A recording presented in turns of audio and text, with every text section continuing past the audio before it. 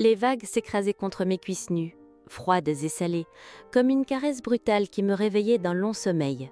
J'étais là, debout dans l'eau turquoise de la plage d'Algarve. Le soleil du Portugal brûlant ma peau déjà rougie par les heures passées apparaissait sur le sable.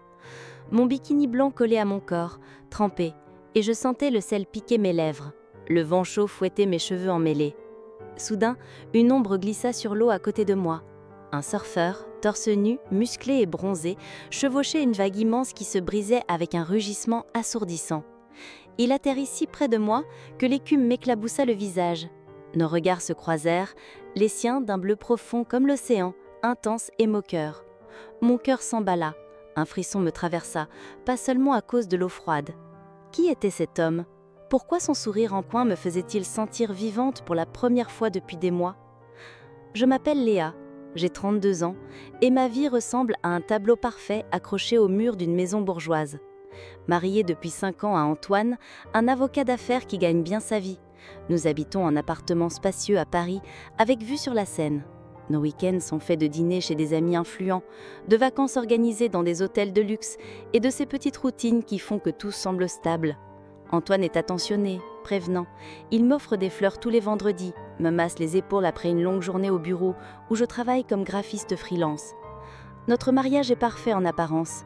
Pas de disputes violentes, pas de secrets apparents. Juste une confortable monotonie qui s'est installée comme une couverture trop lourde. Mais au fond de moi, je ressens un vide, un creux que rien ne comble. Les nuits où Antoine s'endort en ronflant doucement, je fixe le plafond, me demandant si c'est tout ce que la vie me réserve. Une existence confortable, mais vide de passion, de surprise, de ces battements de cœur qui font vibrer l'âme. Jusqu'au jour où nous sommes partis en vacances au Portugal. Antoine avait insisté pour ses 2 semaines à Algarve, une région qu'il connaissait pour ses golfs impeccables et ses restaurants étoilés. Moi, j'espérais juste un peu de soleil pour chasser la grisaille parisienne. Nous avions loué une villa blanche perchée sur une falaise, avec piscine privée et vue sur l'océan Atlantique. Les premiers jours étaient idylliques, petit déjeuner sur la terrasse, promenade main dans la main sur la plage, et ces soirées où nous sirotions du vigno verdé en regardant le coucher du soleil. Antoine travaillait un peu sur son ordinateur, répondant à des emails urgents, mais il me promettait toujours de se déconnecter complètement. « C'est nos vacances, ma chérie », disait-il, avec son sourire rassurant. Pourtant, je me sentais seule, même à ses côtés. Ses conversations tournaient autour de son boulot, de nos projets d'acheter une maison en banlieue, de fonder une famille bientôt. Tout était planifié, prévisible. Et moi, je rêvais secrètement d'un vent de liberté, d'une étincelle qui raviverait le feu en moi. Ce matin-là, j'avais décidé de descendre seule à la plage pendant qu'Antoine jouait au golf avec des amis qu'il avait rencontrés à l'hôtel. Le sable était chaud sous mes pieds nus, les mouettes criaillaient au-dessus de ma tête et l'odeur iodée de la mer emplissait mes narines. J'avais enfilé mon bikini préféré, celui qui mettait en valeur mes courbes, et je m'étais aventurée dans l'eau, laissant les vagues me bercer. C'est là que je l'ai vu pour la première fois, vraiment. Après cette vague qu'il avait portée si près de moi, il s'était redressé sur sa planche, l'eau ruisselant sur son torse sculpté par des heures de surf. Ses cheveux noirs, mouillés, tombaient en boucle sur son front, et un tatouage mystérieux, une vague stylisée avec des symboles que je ne reconnaissais pas, serpentait sur son épaule. Il s'approcha, sa planche sous le bras, et me sourit. « Désolé pour l'éclaboussat. Beauté ? Tu surfes ?» Sa voix était rauque, avec un accent portugais chantant qui faisait vibrer chaque syllabe. Je secouai la tête, rougissante, sentant une chaleur monter en moi qui n'avait rien à voir avec le soleil. « Non, je regarde juste. » Il ria, un rire profond qui résonna dans ma poitrine. « Alors viens, je t'apprends. » Je ne sais pas pourquoi j'ai accepté. Peut-être parce que ses yeux me fixaient avec une intensité qui me faisait sentir désirée, vivante. Il s'appelait Matteo, du moins c'est ce qu'il m'a dit. Un surfeur local, vivant de leçons et de petits jobs sur la plage. Nous avons passé l'heure suivante dans l'eau, ses mains fortes sur ma taille pour me stabiliser sur la planche, son souffle chaud contre mon oreille pendant qu'il m'expliquait comment anticiper la vague. Chaque toucher était électrique, chaque regard chargé d'une promesse tacite. Je riais nerveusement, tombant dans l'eau, remontant essoufflée, et à chaque fois, il me tendait la main, ses doigts s'attardant un peu trop longtemps sur les miens. L'océan rugissait autour de nous, les vagues nous poussaient l'un vers l'autre et je sentais mon corps répondre à sa proximité, un picotement dans le ventre, une accélération du pouls. Qu'est-ce qui m'arrivait ? Je pensais à Antoine, à notre vie stable, mais ces pensées s'évaporaient comme la brume matinale. Le premier crochet narratif s'est produit quand il m'a invité à boire un café dans un petit bar de plage. Juste un moment avant que ton mari revienne, avait-il dit avec un clin d'œil, comme s'il avait deviné mon alliance à mon doigt. Comment savait-il? Ai-je mentionné Antoine? Non, je n'avais rien dit, mais son regard malicieux me troublait. J'ai hésité, sentant la culpabilité poindre, mais la curiosité l'emporta. Nous nous sommes assis sur des chaises en bois usé, face aux mers, sirotant un café fort et amer. Il me racontait des histoires de vagues géantes, de nuits passées sous les étoiles, et je buvais ses paroles, fasciné par cette liberté qu'il incarnait.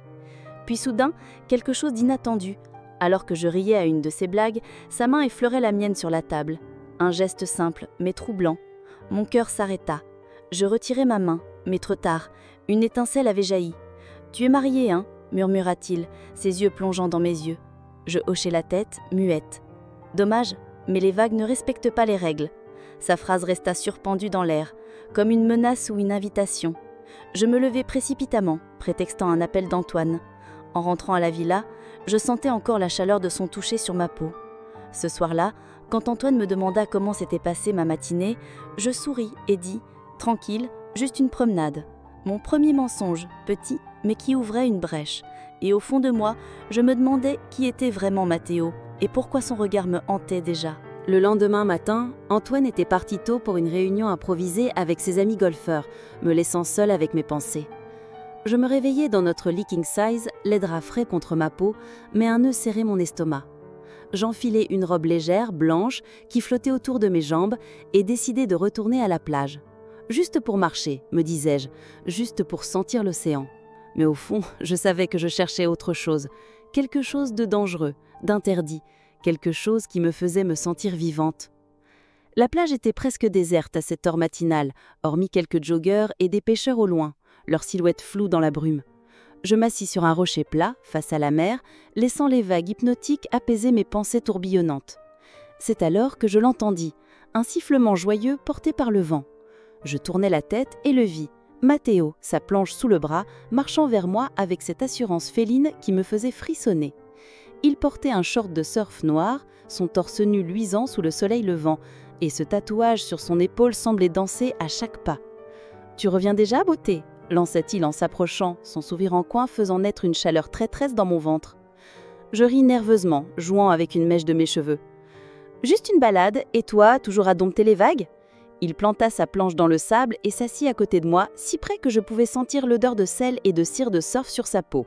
« Les vagues et peut-être autre chose, » murmura-t-il, ses yeux plongeant dans les miens avec une intensité qui me coupa le souffle.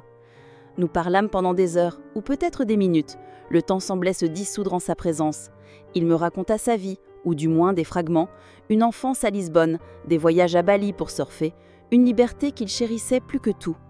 Ses mots peignaient des images de falaises battues par les vents, de nuits étoilées sur des plages désertes, et je buvais chaque syllabe, fasciné par cet univers si loin de mon quotidien réglé comme du papier à musique. Il me posa des questions aussi, sur ma vie à Paris, sur mon travail, sur Antoine.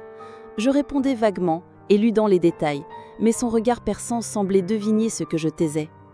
Un moment, il tendit la main et ramassa un coquillage blanc sur le sable, le faisant tourner entre ses doigts. « Tiens, pour toi », dit-il en me le glissant dans la main. Ses doigts effleurèrent ma paume, et ce simple contact envoya une décharge électrique dans tout mon corps. Je refermai la main sur le coquillage, sentant sa texture lisse et fraîche contre ma peau brûlante. « Merci », murmurai-je, la gorge nouée. Le premier mensonge véritable arriva ce soir-là. Antoine rentrait fatigué mais heureux, les joues rosies par le soleil et le vin qu'il avait partagé avec ses amis. Nous dînions sur la terrasse de la villa, sous des guirlandes lumineuses qui dansaient dans la brise. Il me demanda comment s'était passée ma journée, et je sentis mon estomac se tordre. « Oh, rien de spécial, une balade sur la plage, un peu de lecture », dis-je en évitant son regard, triturant ma fourchette. Le coquillage était dans la poche de ma robe, comme un secret brûlant contre ma cuisse. Antoine sourit, confiant, et passa à autre chose, me racontant une anecdote sur son jeu de golf. Mais moi, je ne l'écoutais qu'à moitié. Mon esprit était ailleurs, sur cette plage, avec Mathéo, son rire, ses mains, ce regard qui me faisait me sentir nue et désirée. La culpabilité me rongeait, mais elle était mêlée d'une excitation que je n'avais pas ressentie depuis des années. Qu'est-ce que j'étais en train de faire? Étais-je vraiment capable de trahir Antoine, cet homme qui m'aimait, qui construisait une vie pour nous? La tension monta d'un cran le lendemain. Matteo m'avait donné rendez-vous au même bar de plage, sous prétexte de me montrer des photos de ses voyages. Je savais que c'était une excuse, mais j'y suis allée quand même, prétextant à Antoine une envie de faire du shopping en ville. En arrivant, je le trouvais assis à une table en bois, un café fumant devant lui, ses lunettes de soleil relevées sur ses cheveux noirs. Il se leva pour m'accueillir, et avant que je puisse dire quoi que ce soit, il me prit dans ses bras, un geste amical mais trop intime, son torse pressé contre moi une seconde de trop. Mon cœur s'emballa, mes joues s'enflammèrent. « Tu venais déjà ?» dit-il en s'approchant, son sourire en coin faisant naître une chaleur traîtresse dans mon ventre. Je ris nerveusement, jouant avec une mèche de mes cheveux. « Juste une balade, et toi, toujours à dompter les vagues ?» Il planta sa planche dans le sable et s'assit à côté de moi, si près que je pouvais sentir l'odeur de sel et de cire de surf sur sa peau. « Les vagues et peut-être autre chose, » murmura-t-il, ses yeux plongeant dans les miens avec une intensité qui me coupa le souffle. C'est alors qu'un détail me frappa, un second crochet narratif qui fit vaciller mon monde. Alors que Matteo parlait, son téléphone vibra sur la table et l'écran s'alluma une fraction de seconde. J'ai aperçu une notification, un message en portugais, mais un mot attira mon attention. Amor. Mon sang se glaça. Était-ce une amante, une petite amie ? Pourquoi ce mot, si intime, si chargé ? Il remarqua mon regard et éteignit l'écran d'un geste rapide, trop rapide. Rien d'important, dit-il avec un sourire, mais ses yeux avaient une lueur différente, comme s'il cachait quelque chose. Je sentis une pointe de jalousie, absurde, injustifiée, mais bien réelle. Qui était cette personne ? Et pourquoi est-ce que cela me touchait autant ? Je me levai, prétextant un besoin d'air, mais en réalité je fuyais cette sensation qui m'envahissait. Un mélange de désir, de peur et de curiosité dévorante. En rentrant à la villa, je cachai le coquillage dans ma trousse de toilette, loin des yeux d'Antoine. Mais ce soir-là, quand il m'embrassa doucement avant de s'endormir, je ne ressentis rien d'autre qu'un vide glacé. Et dans l'obscurité, je me demandais qui était réellement Matteo et qu'avais-je déclenché en le laissant entrer dans ma vie. Les vagues se fracassaient contre les rochers en contrebas de la villa, un bruit incessant qui résonnait comme un avertissement dans ma tête. Je me tenais sur la terrasse, les bras croisés sur ma poitrine, sentant la brise salée caresser ma peau nue sous ma robe légère. Le soleil du Portugal cognait dur ce midi-là, faisant scintiller la piscine comme un miroir brisé. Mais je ne voyais rien de tout cela. Mon esprit était prisonnier de Matteo, de ce message aperçu sur son téléphone, de ce mot amor qui tournait en boucle dans mes pensées. Qui était cette personne ? Une amante cachée ? Une ex qui refusait de partir ? La jalousie me rongeait, absurde et brûlante, mêlée à la culpabilité qui me serrait la gorge chaque fois que je regardais Antoine. Lui, si confiant, si stable, préparant le déjeuner dans la cuisine avec son habituelle précision, des tomates fraîches coupées en tranches parfaites, du fromage local disposé comme dans un magazine. « Tu as l'air distraite, ma chérie », me dit-il en m'embrassant sur la tempe, son souffle chaud contre mon oreille. Je forçai un sourire, sentant mon cœur se tordre. Juste fatiguée par le soleil. Encore un mensonge, qui glissait de mes lèvres avec une facilité déconcertante. Mais au fond, je me demandais, jusqu'où irais-je pour goûter à cette passion interdite ? Et si Matteo n'était pas ce qu'il prétendait être ? La relation s'intensifia comme une marée montante, inexorable et dangereuse. Le lendemain, je prétextais une migraine pour éviter une sortie avec Antoine et ses amis. Il partit, inquiet mais compréhensif, me laissant seule avec mes démons. Je descendis à la plage en tremblant, mon corps anticipant déjà la rencontre. Matteo était là, comme s'il m'attendait, sa planche fichée dans le sable, son corps athlétique luisant de suaire sous le soleil implacable. Il m'aperçut, et son visage s'illumina d'un sourire prédateur qui fit fondre mes résistances. « Tu es venu », murmura-t-il, en m'attirant contre lui, ses mains fortes sur mes hanches, pressant mon corps contre le sien. L'odeur de sel et de soleil sur sa peau m'enivra, et je fermai les yeux laissant ses lèvres effleurer mon cou. Un baiser léger, comme une promesse, qui envoya des frissons le long de ma colonne vertébrale. Nous nous cachâmes derrière un amas de rochers, à l'abri des regards indiscrets, et là, dans l'ombre fraîche, nos corps s'entrelacèrent. Ses mains explorèrent ma peau, chaude et insistante, traçant des lignes de feu sur mes cuisses, mon ventre, mes seins. Je gémissais softly, le cœur battant à tout rompre, le désir me submergeant comme une vague géante. Chaque caresse était un risque, chaque murmure une transgression. « Tu es ma maintenant », chuchota-t-il contre mes lèvres, sa voix rauque vibrant en moi. Mais même dans l'extase, une peur sournoise s'insinuait. Et si quelqu'un nous voyait? Et si Antoine rentrait plus tôt?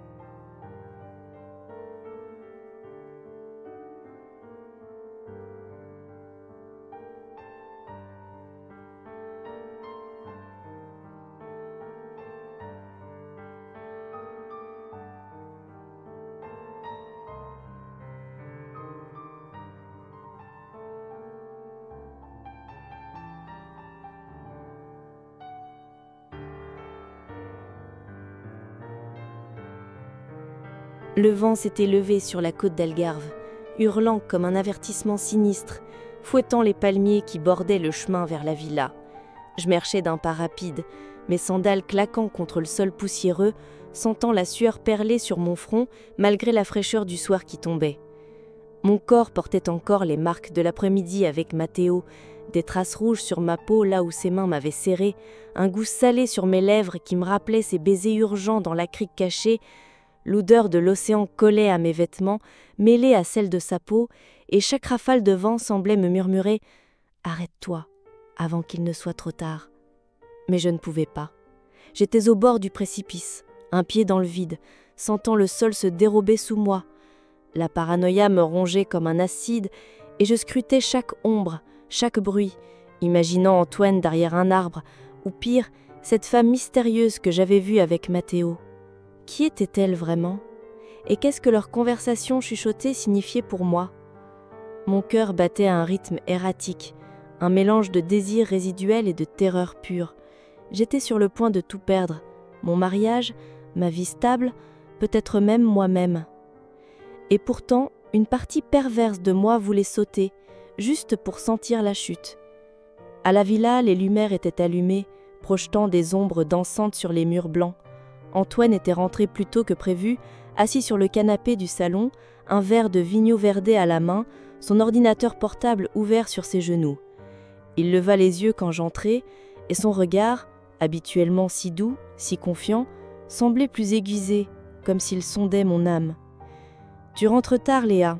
Encore une balade sur la plage ?» Sa voix était calme, trop calme, avec une pointe d'interrogation qui me fit frissonner.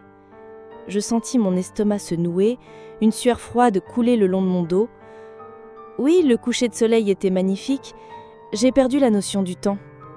Les mots sortirent de ma bouche mécaniquement, un mensonge de plus dans la pile qui s'accumulait. Il hocha la tête, mais ne sourit pas. Au lieu de cela, il posa son verre et se leva, s'approchant de moi avec une lenteur qui me parut menaçante. « Viens, on va dîner dehors. J'ai préparé quelque chose de spécial. » Son ton était neutre, mais je sentais une tension sous-jacente, comme une corde prête à se rompre. Nous nous installâmes sur la terrasse, sous les étoiles qui scintillaient froidement au-dessus de l'océan rugissant. Il servit le repas, des fruits de mer frais, grillés à la perfection avec une salade croquante. Mais je n'avais pas faim. Chaque bouchée avait un goût de cendre, et je forçais des sourires, des commentaires banals sur la météo, sur nos projets de retour à Paris. Mais intérieurement, je bouillonnais. Et s'il savait, et si quelqu'un l'avait vu, nous avait vus. L'escalade dramatique commença subtilement, comme une vague qui grossiait au loin.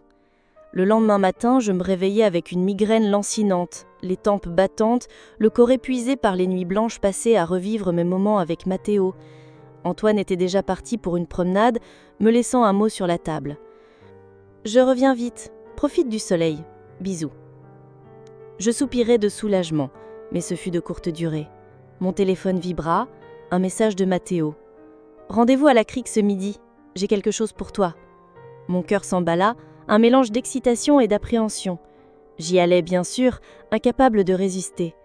La crique était déserte, l'eau turquoise clapotant doucement contre les rochers, l'air chargé du parfum des pins et du sel. Matteo m'attendait, adossé à un rocher, son short de surf bas sur les hanches, révélant les lignes musclées de son ventre. Il m'attira à lui sans un mot, ses lèvres écrasant les miennes avec une urgence qui me fit gémir. Ses mains se glissèrent sous ma robe, chaude et possessive, explorant chaque courbe comme si c'était la dernière fois. Le plaisir montait en moi, rapide et intense, nos corps s'unissant dans un rythme frénétique, le cendre grattant ma peau, le soleil brûlant mes épaules. Mais même dans l'extase, une voix intérieure hurlait « Danger !» Et elle avait raison. En rentrant, je trouvais Antoine sur la terrasse, parlant au téléphone en français rapide, son dos tourné. Je m'arrêtai net, le cœur cognant. Des bribes de conversation me parvinrent. Oui, je l'ai vu avec lui, sur la plage. Je ne sais pas quoi faire. Mon sang se glaça. Était-ce à moi? Avec qui parlait-il? Je toussai pour signaler ma présence, et il se tourna vivement, raccrochant précipitamment. « C'était qui ?» demandai-je, essayant de garder une voix neutre, mais mes mains tremblaient. Il hésita une fraction de seconde, trop longtemps. « C'était juste un collègue, pour le boulot. Rien d'important. Son sourire était forcé, ses yeux évitant les miens. Une confrontation indirecte, comme un duel d'ombre. Je sentis la peur m'envahir, une paranoïa qui me serrait la poitrine. Quelqu'un savait, quelqu'un soupçonnait. Était-ce un ami du golf, un voisin de la villa, ou pire, cette femme mystérieuse que j'avais vue avec Matteo? Le doute s'insinuait comme un poison, empoisonnant chaque instant. Ce soir-là, pendant le dîner, Antoine me posa des questions anodines sur ma journée, mais son regard était scrutateur, comme s'il cherchait des fissures dans mon armure. Je répondais vaguement, sentant la sueur perler sur ma nuque, imaginant des scénarios où il me confrontait, où tout s'effondrait. Les signes s'accumulaient, comme des nuages noirs avant l'orage. Un après-midi, alors que je fouillais dans mes affaires pour cacher un coquillage que Matteo m'avait donné, un petit trésor lisse et nacré qui symbolisait nos moments volés, je trouvai mon alliance légèrement déplacée dans ma trousse de toilette. Avait-je oublié de la remettre après une baignade, ou alors quelqu'un l'avait touchée? La panique me submergea. Des images d'Antoine fouillant mes affaires envahissaient mon esprit. Puis un appel anonyme sur mon téléphone, un numéro inconnu, portugais, qui sonna 2 fois avant de raccrocher. Mon pulse s'accéléra, une sueur froide me couvrant. Était-ce Matteo ou quelqu'un d'autre? Quelqu'un qui savait. J'ai supprimé l'historique, tremblante, sentant les murs se refermer sur moi. La tension était palpable, alternant entre moments de douceur feinte avec Antoine, ses mains sur mes épaules, un massage distrait qui me faisait culpabiliser jusqu'aux larmes, et des pics de danger qui me laissaient essouffler. Je vivais sur le fil du rasoir, chaque mensonge un pas de plus vers l'abîme. Le 4e mini-climax frappa comme un éclair. C'était un soir orageux, le ciel grondant au-dessus de l'océan, des éclairs zébrant l'horizon. J'avais prétexté une envie de marcher seule pour rejoindre Matteo une dernière fois, dans une petite gratte où l'eau s'infiltrait en gouttes froides. Il m'attendait, les yeux sombres, et m'offrit un collier de coquillages, attaché à un fil fin. « Pour te rappeler de moi », murmura-t-il en le passant autour de mon cou, ses doigts effleurant ma peau sensible. Le collier était beau et régulier, avec un coquillage central en forme de cœur brisé. Nous fîmes l'amour avec une intensité désespérée, ses mains me tenant comme s'il ne voulait pas me lâcher, nos souffles mêlés au bruit de la mer déchaînée. Mais en rentrant, glissant le collier dans ma poche, je trouvai Antoine dans la chambre, tenant mon téléphone. « Il a vibré », dit-il, mais son façage était pâle. Ses yeux emplis d'une douleur que je n'avais jamais vue. Sur l'écran, un message anonyme « Je sais pour le surfeur. Attention, il n'est pas ce qu'il le semble. » Mon monde s'effondra. Une preuve physique, un aveu partiel d'un secret qui explosait au grand jour. Qui avait envoyé ça? Matteo? La femme mystérieuse? Ou quelqu'un de plus proche? Comme un ami d'Antoine? Je balbutai une excuse, prétextant un spam. Mais Antoine ne dit rien, se contentant de me regarder avec une tristesse infinie. Cette nuit-là, je ne dormis pas, le collier caché sous mon oreiller comme une bombe à retardement. Et une question forte me hantait, irrésolue. Qui savait vraiment tout, et qu'allais-je trouver d'abord? Mon mariage ou ma raison? La vérité approchait, inéluctable. Mais quel serait son visage? Le tonnerre grondait au loin, comme un écho de mon cœur affolé, tandis que la pluie commençait à marteler le toit de la villa. Je me tenais devant la fenêtre de la chambre, les bras serrés autour de moi, sentant les gouttes froides éclabousser la vitre comme des larmes que je refusais de verser. Le collier de coquillages pesait lourd autour de mon cou, caché sous mon col roulé, ses arêtes irrégulières grattant ma peau comme un rappel constant de ma folie. Le message anonyme sur mon téléphone, « Je sais pour le surfeur, attention, il n'est pas ce qu'il semble », tournoyait dans mon esprit, un vortex de questions sans réponse. Qui l'avait envoyé? Antoine? Cette forme mystérieuse que j'avais vue avec Matteo? Ou pire, Matteo lui-même, jouant à un jeu dont je ne connaissais pas les règles. Mon corps tremblait en tort des souvenirs de notre dernier rendez-vous dans la grotte, ses mains fortes me plaquant contre la paroi humide, son souffle rauque contre mon oreille, le plaisir explosant en moi comme une vague destructrice. Mais maintenant, la peur l'emportait, un froid glacial qui s'insinuait dans mes veines. Et si tout cela n'était qu'un piège? Et si je perdais tout pour un mirage estival? Le climax arriva le lendemain matin, brutal et inattendu, comme une lame de fond qui vous emporte sans prévenir. Je me réveillai tôt, le soleil filtrant à travers les volets, projetant des motifs d'encens sur les draps froissés. Antoine dormait encore, son ronflement régulier un ancrage dans la réalité que je fuyais. Je glissai hors du lit, enfilai une robe légère et descendis à la plage, mon cœur cognant avec une anticipation fiévreuse. Matteo m'avait promis un dernier rendez-vous, un adieu passionné avant que les vacances ne s'achèvent. La plage était déserte, l'air chargé d'une humidité lourde après l'orage de la nuit. Les vagues murmuraient des secrets inaudibles. Je marchais jusqu'à notre crique habituel, le sable collant à mes pieds nus, l'odeur iodée emplissant mes narines. Mais il n'était pas là, pas de planches fichées dans le sable, pas de silhouette musclée attendant avec ce sourire en coin qui me faisait fondre, juste le vide, un vide béant qui me coupa le souffle. Je fouillais les alentours, appelant son nom d'une voix étouffée, sentant la panique monter comme une marée. « Matteo ?» Pas de réponse, seulement le cri des mouettes au-dessus de ma tête. Puis je le vis, sur un rocher plat, là où nous nous étions aimés la veille, un collier identique au mien, fait de coquillages nacrés attachés avec un fil usé. Il gisait là, abandonné, comme un message muet. Mes mains tremblèrent en le ramassant, sentant la texture froide et lisse contre ma paume. Était-ce un adieu ou un avertissement ? Une vérité choquante se révéla alors, partielle et glaçante. En examinant le collier, je remarquai un petit papier glissé entre deux coquillages, froissés et humides. D'une écriture hachée, en portugais, « Desculpa, ma será inésitabel, cuidado con quien confias ». Je ne parlais pas couramment la langue, mais je compris l'essentiel. « Désolé, mais c'était inévitable, attention à qui tu fais confiance ». Mon monde bascula. Matteo avait disparu, volontairement, me laissant avec ce mystère. Était-il en danger ? Ou m'avait-il utilisé, comme un jouet d'été ? La peur se mêla à une tristesse profonde, des larmes brûlantes coulant sur mes joues tandis que je serrais le collier contre ma poitrine. Pourquoi partir ainsi ? Et qui était cette personne à qui il avait parlé, cette femme avec le tatouage similaire ? De retour à la villa, je cachai le second collier dans ma valise, sous une pile de vêtements, sentant son poids comme une chaîne. Antoine remarqua mon agitation, ses yeux scrutateurs posés sur moi pendant le petit déjeuner. « Tu as l'air épuisée, Léa, tout va bien ?» Sa voix était douce, mais je détectais une note d'inquiétude, peut-être de suspicion. Je hochai la tête, forçant un sourire, mais intérieurement, je bouillonnais. Le message anonyme, la disparition de Matteo, tout convergeait vers une révélation intense qui me terrifiait. Cet après-midi-là, alors que nous faisions nos valises pour le retour à Paris, nos vacances touchant à leur fin, Antoine reçut un appel. Il s'éloigna pour répondre, mais j'entendis des bribes. « Oui, elle est là. »« Non, rien de suspect. Mais surveille-la. » Mon sang se figea. Était-ce lié à moi, à Matteo ? La paranoïa culmina quand, en rangeant mes affaires, je trouvai mon premier collier, celui que Matteo m'avait donné, légèrement déplacé, comme si quelqu'un l'avait touché. Antoine ? Ou une présence invisible qui nous observait depuis le début ? Les derniers jours au Portugal furent un tourbillon d'émotions alternées. Des moments de douceur forcée avec Antoine, où nous marchions main dans la main sur la plage, son bras autour de mes épaules me rappelant la sécurité que j'avais trahie, interrompue par des pics de terreur pure. Je scrutais chaque visage sur la plage, cherchant Matteo, imaginant son retour soudain, ses bras m'enlaçant une dernière fois. Mais il n'était nulle part.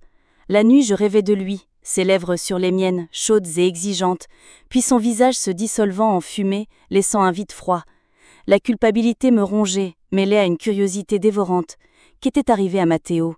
Et ce message anonyme, était-ce une menace ou un avertissement ? Je ne répondais pas à toutes les questions, comment pouvais-je ? Mais une plus grande s'ouvrait. Et si toute cette passion n'était qu'une illusion, un piège tendu depuis le premier jour ? Le vol de retour à Paris fut un supplice, l'avion secoué par des turbulences qui miroiraient mon tumulte intérieur. Antoine dormait à côté de moi, sa main sur la mienne, mais je ne sentais que le froid. À l'atterrissage, la grisaille parisienne nous enveloppa, un contraste brutal avec le soleil d'Algarve. Nous rentrâmes dans notre appartement, les valises posées dans les entrées, et je feignais l'épuisement pour m'isoler. Mais le vrai choc arriva le soir suivant, lors d'un dîner chez ma belle-mère, Élise. Elle nous accueillit avec son sourire habituel, sophistiqué et distant, dans son appartement haussmannien rempli d'antiquités. Nous parlâmes des vacances, des plages, du golfe d'Antoine. Puis, alors qu'elle servait le vin, je le vis. Autour de son cou, un collier identique au mien, aux deux miens. Coquillage nacré, fil usé, le même motif irrégulier. Mon cœur s'arrêta. Comment ? Pourquoi ? Hélé surprit mon regard et toucha le collier du bout de ses doigts, ses yeux plongeant dans les miens avec une lueur étrange, presque moqueuse. Un souvenir du Portugal, ma chère. On se reverra bientôt pour en parler. Sa voix était suave, mais chargée d'un sous-entendu qui me glaça. Était-ce une coïncidence, ou il savait tout depuis le début ? Antoine ne remarqua rien, riant à une blague, mais moi je sentis le sol s'ouvrir sous mes pieds. Ce n'était que le début.